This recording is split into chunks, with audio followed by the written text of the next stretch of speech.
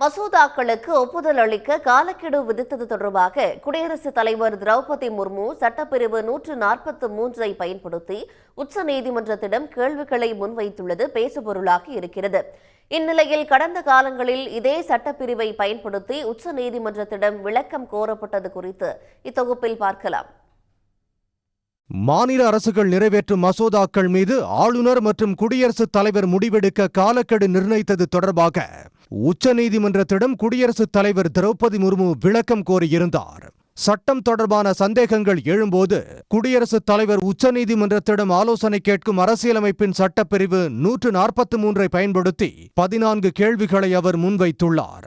திரௌபதி முர்மு ஒரு விவகாரத்தில் உச்சநீதிமன்றத்தின் கருத்தை கோருவது இதுவே முதல் முறை. ஆனால் கடந்த காலங்களில் சட்டப்பிரிவு 143 பயன்படுத்தி பல குடியரசுத் தலைவர்கள் பல்வேறு விவகாரங்களில் ஏறத்தாழ 15 முறை உச்சநீதிமன்றத்திடம் விளக்கம் கோரியுள்ளனர்.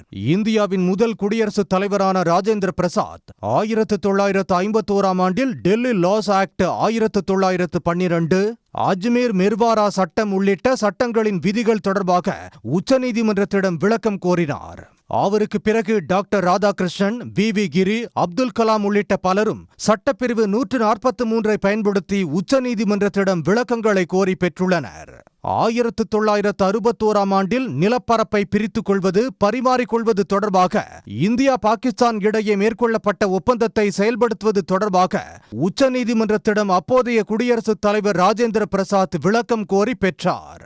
1974ஆம் ஆண்டில் குடியரசுத் தலைவருக்கான தேர்தலை அவரது பதவிக்காலம் முடிவதற்குள் நடத்தி முடிக்க வேண்டுமா என்பது தொடர்பாக உச்சநீதிமன்றத்திடம் விளக்கம் கோரப்பட்டது.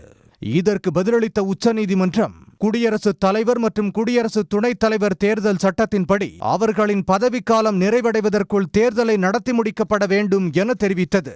பாபர் மசூதி இடிப்பு தொடர்பாக கேள்வி எழுப்பிய அப்போதைய குடியரசுத் தலைவர் சங்கர் தயாள் சர்மா, பாபர் மசூதி கட்டப்படுவதற்கு முன்பு அப்பகுதியில் இந்து கோவில் அல்லது இந்து மத கட்டமைப்பு இருந்ததா என்பதற்கான விளக்கத்தை கோரியிருந்தார். இந்த விவகாரத்தில் குடியரசுத் தலைவருக்கு பதிலளிக்காமல் குறிப்பை உச்சநீதிமன்றம் திருப்பி அனுப்பியது. காவிரி நதிநீர் பகிர்வு, அயோத்தி விவகாரம், ஜம்மு காஷ்மீர் மீள்குடியேற்ற மசோதா, குஜராத் தேர்தல்கள் குறித்த தேர்தல் ஆணையத்தின் உத்தரவுகள் உள்ளிட்ட பல விவகாரங்களில் உச்சநீதிமன்றத்திடம் குடியரசுத் தலைவர்கள் விளக்கம் பெற்றுள்ளனர். 2000ஆவது ஆண்டுக்கு பிறகு கடந்த 25 ஆண்டுகளில் 5 விவகாரங்களில் மட்டுமே குடியரசுத் தலைவர்கள் உச்சநீதிமன்றத்திடம் விளக்கம் கோரியுள்ளது குறிப்பிடத்தக்கது. உடனுக்குடன் செய்திகளை தெரிந்து கொள்ள சன் நியூஸ் பெல் ஐகானை கிளிக் பண்ணுங்க.